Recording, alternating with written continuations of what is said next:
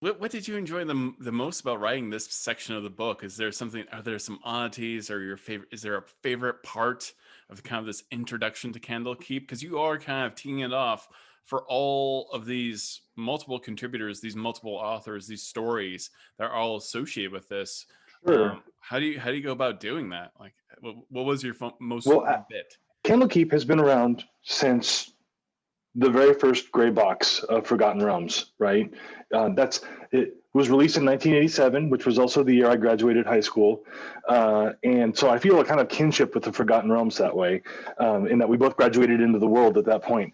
And Candlekeep was a part of that, um, and it's been a part of D&D ever since then. And so, in order to write that small section, I had to go through and figure out what was relevant and what wasn't, and then what needs to be brought up to date. It was really helpful to have the Sword Coast Adventurer's Guide as a jump off point, but then I had to expand from there. So I will say that um, it was fun to look at what had come before in Candlekeep and then to like update it and breathe life into it by doing things that perhaps we haven't done before. Like whenever anybody talks about Candlekeep, they talk about Orlando the Seer. Well, Orlando isn't alive anymore. You can't go to Candlekeep and talk to Orlando, but there are other people there. So who are they?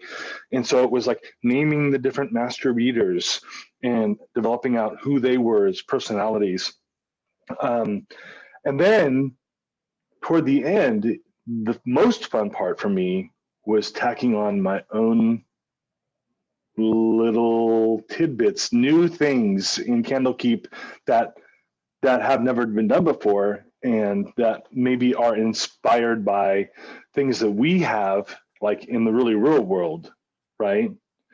You know, for example, there is a place now in Candlekeep where you can go, and Alondo was a big deal. His prophecies were kept, and so I decided that, well, if they're going to keep his prophecies, if they're going to record his prophecies, you can't just have like 10,000 like guys sitting around trying to write this guy's words down every time he wakes up. So what they have is a place in the library. It's hidden away where there are racks and racks of these gems that they use, these magical gems they use to record Alondo, like little recording devices. And only like the most learned sages and most powerful scholars there know the secrets that it takes to activate these gems and to listen to these prophecies, because it's very, very valuable knowledge.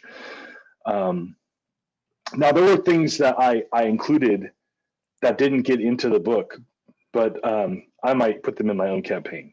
And they were very, very much favorites for me. But of the things that got into the book, that is one of my favorites.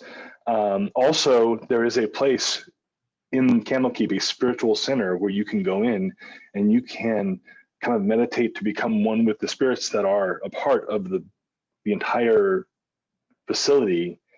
And for a short time after that, you don't even have to be in that area. You could be someplace else.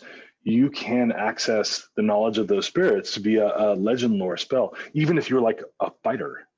Oh, interesting. Right? Yeah. Now all of the bad parts of that spell come with that. So be forewarned, if there's a saving throw in there that requires you to have a high stat for which you don't have a high stat, the repercussions could be dire. That's your choice to make. That's your choice. That's fantastic. Yeah, I love that. that's a choice I would expect you to make, Todd. Yeah. Apparently, every character I have has a death wish. Knowing your play style. Don't tell me not to press a button. And the one time I didn't press a button, by the way, Chris Perkins was like, "Why didn't you press the button?" Like, you told me I put it right there for you. I spent 2 hours waiting for you to press the button, and I didn't. I see. That's why I don't show self-restraint in games anymore. Oh no, I show no restraint. I think you and I, as players together in a game, would cause major calamity. I mean, we have. Um, Another big thank you to Chris Lindsay for that interview. There are amazing stories, amazing authors, all in the Mysteries of Candlekeep book. That book is coming out March 16th. You can help support more videos like this by going to the Amazon affiliate link, taking you to the Mysteries of Candlekeep, and some portion of that will go to making more videos like this. Or you can go to our Patreon page as well. Thank you so much for watching. Take care of each other, stay healthy, and thank you so much for watching.